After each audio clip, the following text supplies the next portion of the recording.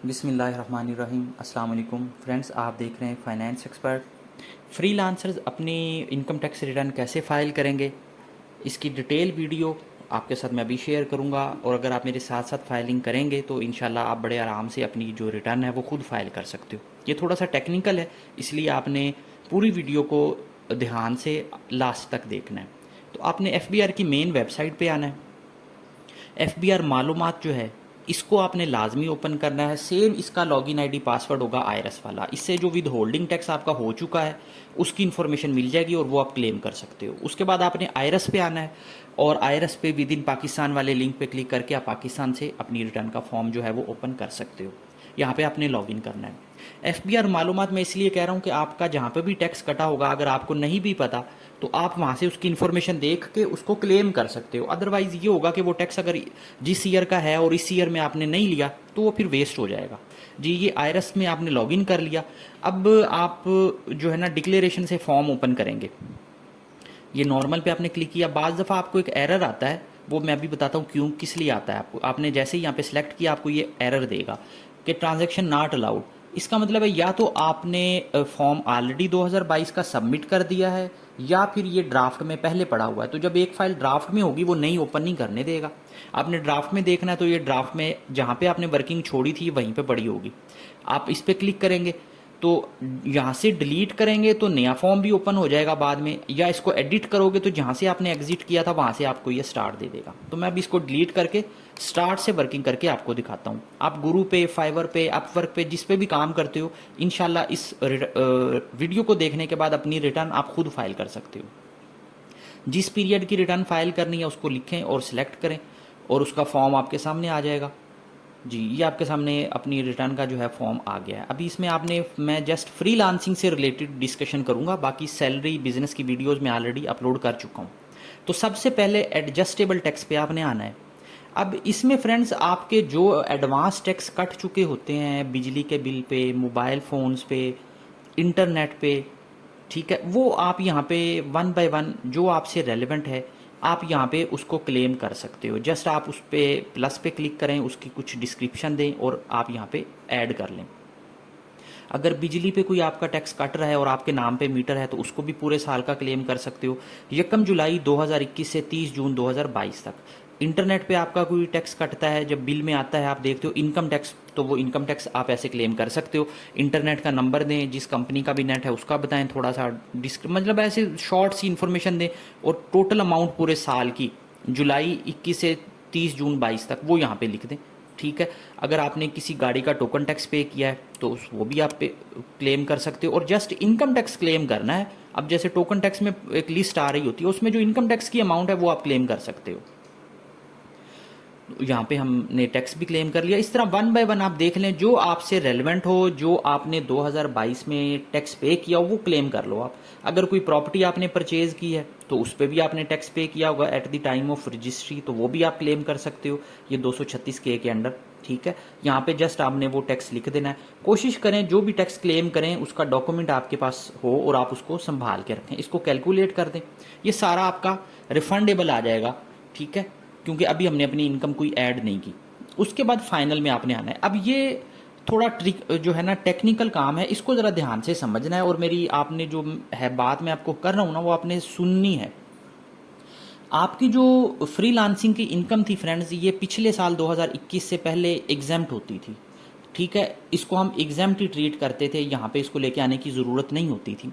लेकिन tax year 2022 में जब पीटीआई की गवर्नमेंट ने ये बजट दिया तो उसमें इन्होंने जो आईटी रिलेटेड सर्विसेज हैं उनसे उससे रिलेटेड 65F सेक्शन जो है वो इंसर्ट किया। उसमें इन्होंने ये कहा कि हम आपको 100% टैक्स क्रेडिट देंगे।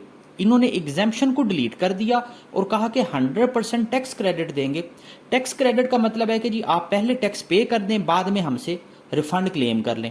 और पाकिस्तान में एफबीआर से रिफंड लेना ऐसे ही है जैसे कि एक ऊँट को रक्शे में बिठाना। तो उससे बेटर है हमारे पास ये ऑप्शन, ये मैंने आप ढूंढ के स्टडी करके आपके लिए शेयर किया है कि हम इसको अंडर FTR 1% पे जो है इसको टैक्स करवा लें। ये हमारे लिए ज़्यादा बेनिफिशियल है बजाय इसके कि हम अभी एग्जाम्प्ट कर दें और FBR आपके पीछे लग जाए, फिर वो ज़्यादा टैक्स लगाएगा। तो आप इसको 1% पे टैक्स करवाएं। ठीक है, अब होगा ये कि 1% की जो टैक्सेशन है ये FTR में आती है फाइनल टैक्स में। इसको यहाँ पे मैं आपको एक इसकी एंट्री होगी वो मैं आपको समझा देता हूँ, आप आराम से इसको कर सकते हो। अगर आपने हमारी सर्विसेज लेनी हो तो आप मुझसे रब्ता कर सकते हो जी। ये एक्सपोर्ट प्रोसीड्स अंडर सेक्शन 144(1) 1%।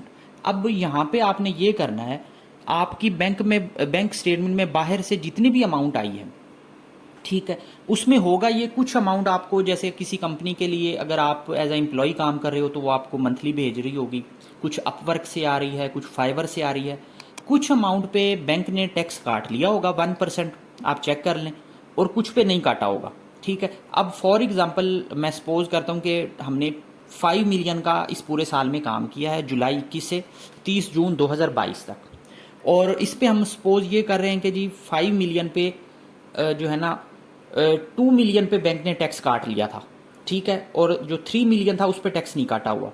मतलब ये कि अब हम यहाँ पे लिख देंगे जो बैंक ने ऑलरेडी टैक्स काट लिया हुआ है, स्टेटमेंट में आपने चेक करना है, और नॉर्मली ये टैक्स 1% ही होगा, ठीक है। तो हम कहेंगे जी 20,000 हमारा टैक्स काट गया है, ठीक है। अब आपका पीछे रह गया है 3 मिलियन जिसके ऊपर 1% नहीं कटा, तो उस पर आपको पे करना पड़ेगा। और ये फ्रेंड, ये आप थोड़ा सा टैक्स बचाने के लिए आप ज़्यादा मुसीबत में जो है ना पड़ जाएंगे अगर आप इसको एग्जेम्प्ट करेंगे। तो FBR जब खुद से टैक्सेशन करेगा ना तो वो फिर आपको उल्टा ही लटका देगा। तो ये जो मैं आपको बात बता रहा हूँ आपको कोई नहीं बताएगा, बड़ी सिंपल सी है, छोटे थोड़ा सा टैक्स पे करना है, सारी आपकी वाइट मनी हो जाएगी। अब ये टैक्स पेबल आपका बनेगा यहाँ पे, ठीक है, लेकिन क्योंकि अभी हमने ये अपने टैक्स जो है वो उसमें एडजस्टेबल में लिखे हुए थे तो वो इसलिए आपको रिफंडेबल बना देगा। तो मैं आपको समझाने के लिए जो एडजस्टेबल एक दफ़ा इसको डिलीट कर रहा हूँ। आपका ये जो 30,000 अब टैक्स पेबल बनेगा ना, आप अपने जो जेन्युइन टैक्सेस आपने एडजस्टेबल में पे किए हैं वो बेशक आप इसमें आने दें, मैं आपको समझाने के लिए जस्ट बता रहा हूँ कि एडमिटेड टैक्स कैसे आएगा।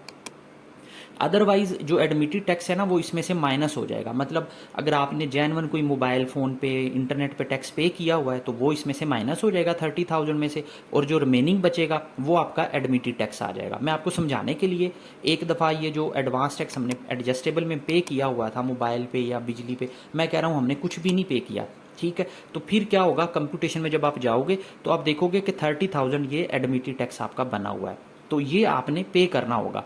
और अगर आपने कोई पहले मोबाइल पे इंटरनेट पे किया हुआ है या कोई प्रॉपर्टी पे किया है, ठीक है, तो वो यहाँ से माइनस हो जाएगा, तो वो आपका कम हो जाएगा या रिफंडेबल आ जाएगा।